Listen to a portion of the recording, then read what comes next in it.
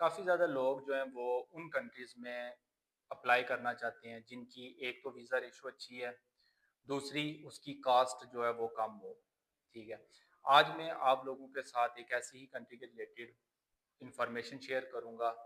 Country का नाम है मोरक्को और मोरक्को का जो वीज़ा है वो आपको इसकी मैं कुछ चीज़ें आप लोगों से शेयर कर देता हूँ कि मोरक्को का वीज़ा अप्लाई करने के आपको फ़ायदे क्या होंगे।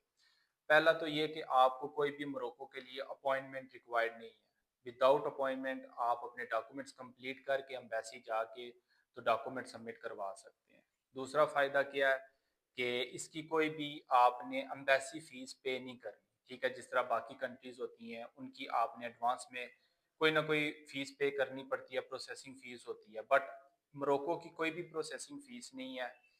अगर मैं ये कहूँ कि मोरक्को आपको फ्री में वीज़ा दे रहा है तो ये बात भी बिल्कुल सही होगी, ठीक है? लेकिन वीज़ा आपको तभी मिलेगा जब आपके डॉक्यूमेंट्स कंप्लीट होंगे और उनकी रिक्वायरमेंट जो भी हैं वो अगर फुलफिल हो रही हैं। इसके अलावा वो एम्बेसी की फ़ीस आपसे तब लेंगे जब वो वीज़ा आपको दे देंगे, ठीक है?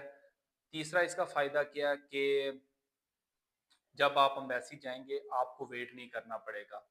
उसी दिन ही आपको बता देंगे कि आपका वीज़ा अप्रूव होगा या रिफ्यूज़ होगा। अगर तो रिफ्यूज़ हो जाता है, तो वो डॉक्यूमेंट्स आपको सारे जो हैं वो वापस कर देंगे। वो कोई भी आपसे एम्बेसी की फ़ीस नहीं लेंगे। प्लस वो कोई भी रिफ्यूज़ल स्टैम्प नहीं लगाएँगे आपके पासपोर्ट पर, जिसकी वजह से आपको फ्यूचर में जब आप किसी भी कंट्री के लिए अप्लाई करते हैं, तो आपको बताना पड़े कि आपका मोरक्को का वीज़ा जो है वो रिफ्यूज़ भी हुआ है।